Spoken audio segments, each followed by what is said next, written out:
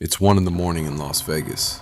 The strip is still burning neon, the clubs are packed, and the highest paid athlete on the planet is lacing up his gloves for his third workout of the day. Not because a fight is tomorrow, not because a camera is rolling, because this is Tuesday. Do I want to go to the gym? Absolutely not. I'd rather lay in my house and sit in the movie theater and watch movies. But to be the best, you've got to work overtime. To be the best, you've got to work overtime. Floyd Mayweather retired with a record no fighter in the modern era has matched. 50 wins, 0 losses. But that number doesn't explain what built it. The obsession does. And the obsession started long before boxing. Before the mansions and the Bugattis and the Ziploc bags of cash walked in and out of the house, there was a 1-bedroom apartment in New Brunswick, New Jersey. 7 people, no electricity, no heat, no water. Floyd was 8 years old. His mother was a crack addict. His father, a former professional contender who'd once fought Sugar Ray Leonard, was hustling on the streets and would eventually be sentenced to 5 years in federal prison on drug trafficking charges. Before Floyd could form his first memory, his father had held him as an infant in front of a loaded shotgun during a family dispute. The gun fired. It tore apart his father's leg. Floyd was unhurt, but the violence had already written the first page of his life. My dad was real harsh. I couldn't make no mistakes. If I made a mistake, my dad would cuss me out, slap me, check me, put me in my place. At 5 years old, Floyd was running 6 or 7 miles a day. He'd come home from kindergarten at noon and train with his father until dark. By the time he was 11, older fighters at the gym would lift him onto an apple box so he could reach the speed bag. I don't remember him ever taking me anywhere or doing anything that a father would do with a son, going to the park or to the movies or to get ice cream. There was no childhood. There was only the gym, and the gym was the one place where the chaos outside couldn't reach him. Other fathers took their sons to barbecues and baseball games. Floyd Mayweather Sr. took his son on 11-mile runs. The boy was 11 years old. And at night, in that dark bedroom with no electricity, the boy would lie still and repeat something to himself. I would lie in my bed, and I was 9 years old, and say to myself, I want to be the richest man in the world. Outside, the body count was rising. In 1996, Floyd made the United States Olympic team. He was 19. He'd been dreaming of it since he was 11, clutching trophies in the back of vans, sleeping with them on the ride home. His father was watching from a federal prison cell in Milan, Michigan. Floyd tore through the bracket. He stopped Kazakhstan's Tylaganov inside 2 rounds. He dominated Armenia's Grigorian 16-3. Then he did something no American had done in 20 years. He beat a Cuban in Olympic boxing, edging Lorenzo Aragon 12-11 in a fight that forced him to abandon defense and go forward. His coach, Al Mitchell, watched and thought, this kid's better than I thought he was.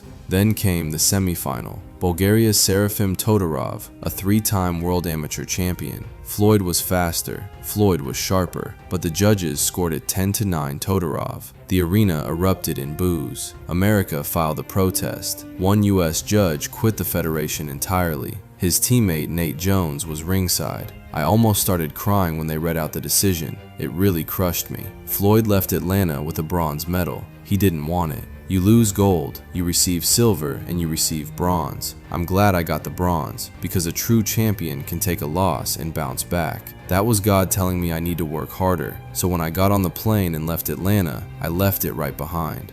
He never lost again.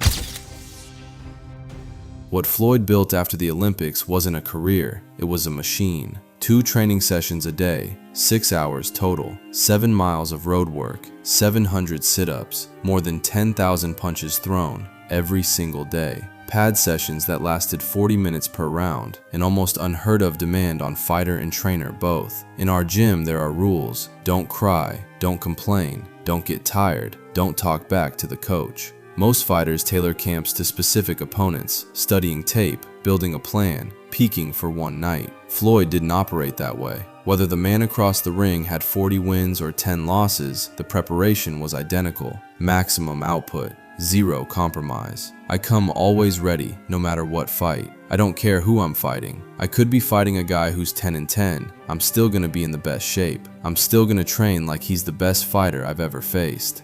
This wasn't arrogance, this was architecture. Every repetition was a brick, every midnight session was mortar, and the man who wore a $25,000 diamond mouthguard trained like he couldn't afford to eat. They say I train like I'm poor, like I haven't made one dime. That line, train like I'm poor, wasn't just about the gym. It was a script Floyd ran internally, a phrase that overrode the private jets and the Bugattis and kept a 9-year-old lying in a dark room alive inside the man worth hundreds of millions. Repetition, daily, non-negotiable. If you want a structured way to build that kind of daily self-talk practice, there's an app called affirmations.app, link in the description. Now look at what 2 decades of that discipline actually produced. At 38 years old, most fighters are retired or in decline. Floyd was headlining the most expensive fight in boxing history against Manny Pacquiao and had generated over $1.3 billion in pay-per-view revenue across his last 14 events. He made more than $200 million in a single night, and he was still running 7 miles every morning. Badu Jack, one of Floyd's proteges, watched the daily routine up close. He trains while everybody's sleeping. He's a workaholic. He works like he's broke. Eddie Mustafa Muhammad, a former world champion who coached fighters at Floyd's own gym, said it plainly. I've never seen anyone train like Floyd trains. Actually, I've never seen anyone close to it. The question people kept asking was why? Why keep grinding when the money is limitless? Why run when you own a Gulfstream jet? Why push your body at 1 in the morning when no camera is watching? Top Rank's Todd DuBois saw the answer clearly. If you want to see someone happier than anybody in their life, put a boxing ring up and put Floyd inside it. He is at home there more than anybody. It's safe. It's where he feels comfortable. Safe. The gym was safe. For a man who grew up surrounded by gunshots and crack pipes and the kind of chaos that swallows most people whole, the ring was the one controlled environment, the only place where preparation guaranteed outcomes, where discipline was rewarded, not ignored. He didn't train at 1 in the morning because he loved it. He trained at 1 in the morning because he couldn't afford not to. 50 fights, 26 knockouts, 387 professional rounds, world titles in 5 weight classes, and a 0 in the loss column that he protected more fiercely than any belt or any bank account. The money came, the mansions came, the fleet of black cars in Las Vegas and white ones in Miami, fur coats with the tag still on because he owned more than he would ever wear. But strip all of it away and the engine was always the same, a boy lying in a dark room with no electricity, swearing to himself that this would not be his life forever, and then getting up the next morning to run 6 miles before school. Boxing is real easy, life is much harder.